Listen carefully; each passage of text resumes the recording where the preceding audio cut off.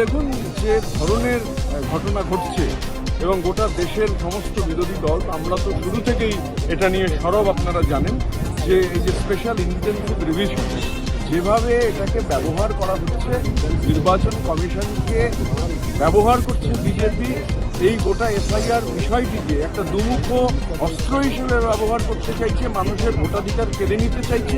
SIR এর মাধ্যমে একদিকে জেনুইন ভোটারদের নাম ডিলিশন, অন্যদিকে আইডেন্টিটি বেসড ভেরিফিকেশন করে এনআরসি করার যে অপচেষ্টা, এটা প্রমাণ হয়ে গেছে।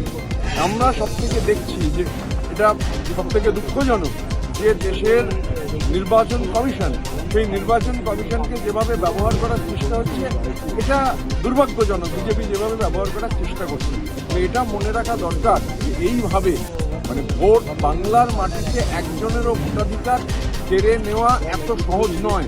মমতা বন্দ্যোপাধ্যায়ের নেতৃত্বে, অভিষেক বন্দ্যোপাধ্যায়ের সেনাপতিত্বে বাংলার মাটির মানুষের ভোটাধিকার রক্ষার যে লড়াই, সেই লড়াইয়ে গোটা বাংলার মানুষ সামিল আছেন। আর নিচের যে মানুষের যে লড়াই, সেই লড়াইয়ের প্রতিফলন হচ্ছে পার্লামেন্টে। এটা খুব দুর্ভাগ্যজনক যে সরকার, বিরোধীরা ঐক্যবদ্ধভাবে যে আলোচনা চাইছেন, সরকারের এসআইআর নিয়ে আলোচনা করতে অসুবিধা কোথায়? কেন সরকার আলোচনা করতে দিচ্ছেন না? আসলে এই এসআইআর একটা সাইলেন্ট রিগিং এর প্রক্রিয়া, যে সাইলেন্ট ইনভিজিবল রিগিং আমাদের সর্বভারতীয় সাধারণ সম্পাদক বলেছেন, আপনারা জানেন। এই সাইলেন্ট ইনভিজিবল রিগিং এর মধ্যে দিয়ে, নালে বিজেপি অন্যভাবে ক্ষমতায় আসতে পারবে না। বিজেপিকে যদি ক্ষমতায় আসতে হয়, মানুষের ভোটাধিকার কেড়ে নিতে হবে। মানুষের ভোটাধিকার থাকতে গেলে এই এসআইআর দিয়ে গোটা প্রক্রিয়াটা করতে হবে।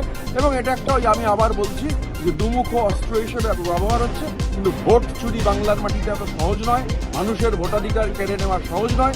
কারণ নেত্রীর নাম মমতা বন্দ্যোপাধ্যায়, নেতার নাম অভিষেক বন্দ্যোপাধ্যায়, সাথে আছেন বাংলার পাহাড় থেকে সাগর অব্দি আপামর জনতা।